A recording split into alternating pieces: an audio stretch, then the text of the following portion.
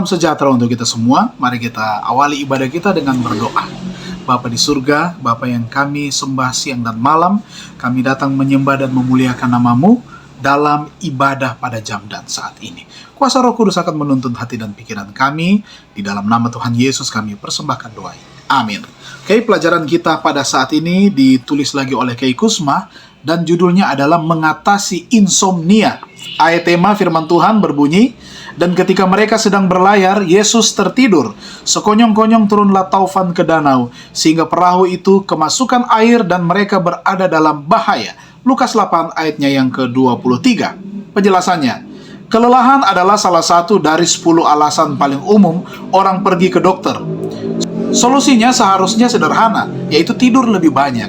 Namun yang mengejutkan, sebagian besar persentase orang yang lelah tidak dapat tertidur atau mereka terbangun setelah beberapa jam. Meskipun 34% orang lanjut usia mengeluhkan insomnia, masalah tidur umum terjadi pada segala usia. Raja Saul menderita insomnia. Saya yakin hal itu tidak teratasi ketika dia telah berpaling dari Tuhan. Rasa bersalah mempunyai cara untuk membuat kita terjaga di malam hari. Bandingkan insomnia yang dialami oleh Saul ketika dia ada di dalam istana dengan kemampuan Petrus untuk dapat tidur, bahkan ketika dia dipenjarakan dengan tidak adil. Nah, dia harus dibangunkan oleh malaikat sebelum dibebaskan. Namun, ilustrasi terbaik dari orang yang tertidur lelap adalah Yesus yang tertidur di perahu di tengah amukan badai. Bagaimana dia dapat melakukannya? Emosi yang mengganggu dapat membuat kita terus terjaga di malam hari. Rasa bersalah, marah, takut, cemas, benci. Namun pola hidup Anda juga bisa menyebabkan hal yang sama. Itu semua ada hubungannya dengan produksi hormon melatonin. Nah, tahun 1933, melatonin ditemukan sebagai bantuan tidur alami. Nah, ini mengurangi 14 menit dari waktu yang dibutuhkan untuk tertidur, meningkatkan efisiensi tidur, tetapi tidak meningkatkan waktu untuk tidur total. Membantu juga wisatawan mengatasi jet lag dan sangat membantu dalam memecahkan masalah tidur pada lansia. Dalam 2 tahun setelah penemuannya, hal itu begitu populer. Diketahui ada 24 perusahaan di Amerika yang memasarkannya. Setiap orang meminum pil tersebut. Namun, produksi melatonin oleh tubuh sendiri dapat ditingkatkan dengan pola hidup yang benar. Salah satu hal terbaik yang dapat Anda lakukan untuk meningkatkan melatonin di malam hari adalah dengan membiarkan diri Anda terkena dengan cahaya luar ruangan yang terang di pagi hari. Pada saat yang sama, jika ingin cepat tertidur, hindari lampu buatan yang terang.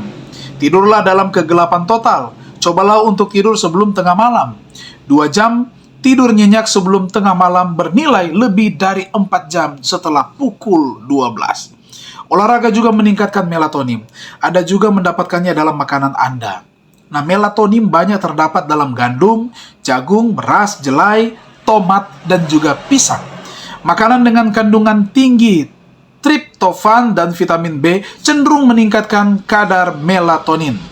Jadi, makanlah kacang-kacangan, wijen, dan biji labu, serta paprika. Puasa juga cenderung merangsang produksi melatonin, terutama pada malam hari.